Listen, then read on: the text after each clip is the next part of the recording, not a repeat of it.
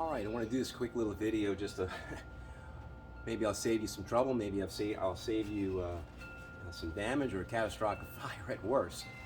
We just came through Hurricane Ida, and for the better part of a week, we've been running our little portable generator. This is only a 5,000 watt unit. It's got a 1450 Briggs & Stratton on it.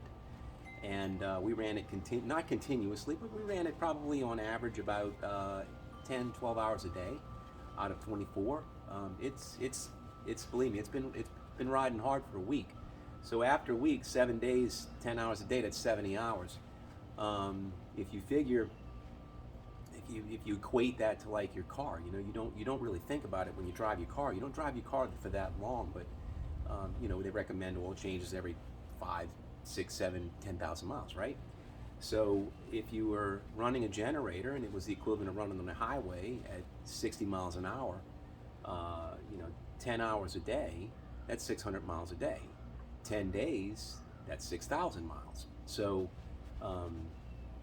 these little engines are not, they're efficient, but they're not like super tightly built. It's not like a brand new automobile that doesn't, it's precision, super precision parts. These are a little, they're a little more sloppy. So they do consume oil.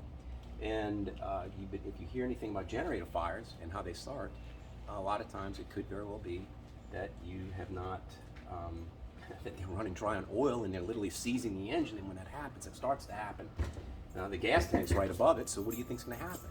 So hopefully this will maybe save and prevent some of that from happening. So on these Briggs & Stratton, there are 2 oil fill plugs, and there's one on this side, there's one on the other side, but it doesn't take much to remove it. You might need a little wide screwdriver to unscrew this little port. And you put it, and you'll notice it doesn't have a dipstick. Well, the reason it doesn't have a dipstick is because the oil fill level is supposed to come up literally to the end of this threaded port. So you fill this up until it is full.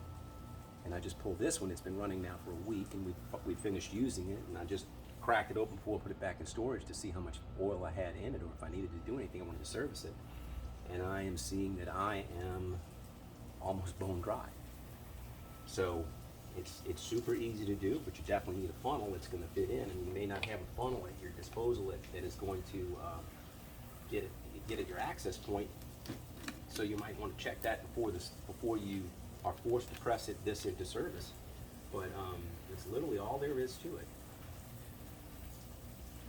And I'm telling you, it's like of all the generator fires I'm hearing about, I'm pretty sure that this is probably one of the biggest things, because we were without power for a week, and that's about at the time at which, if your generator already started low on oil, this is when it was going to realize it.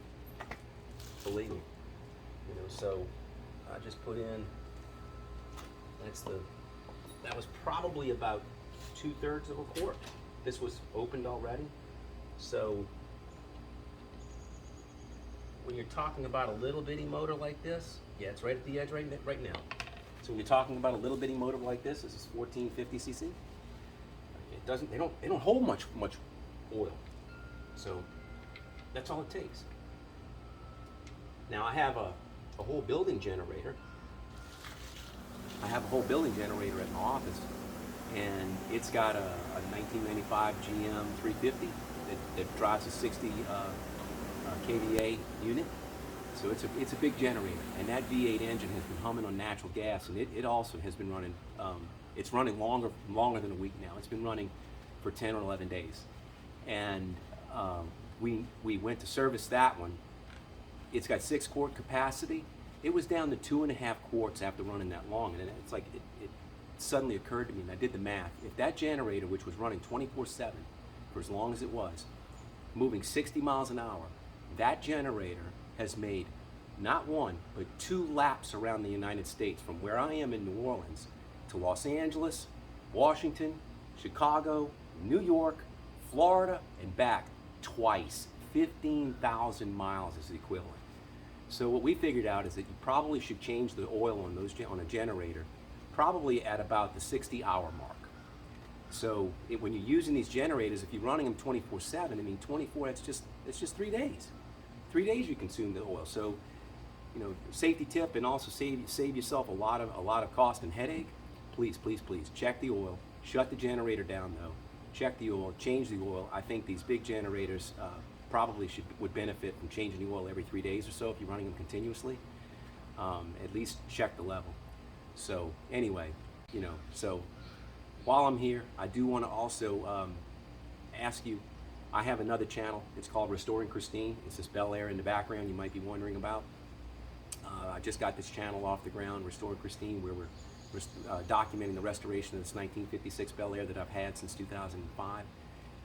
It's that channel. I'd like to see see you guys take the ride with me and see what that's all about. So if you do get a moment, go take a browse over there. I'll put some links up here and show you what we got going on in that channel. But I would appreciate some thumbs up on those videos and a few more subscribers over there, because that's like a channel we're trying to build. So I do appreciate each of you watching. Thank you for your time, and I hope this is helpful to somebody. So cheers.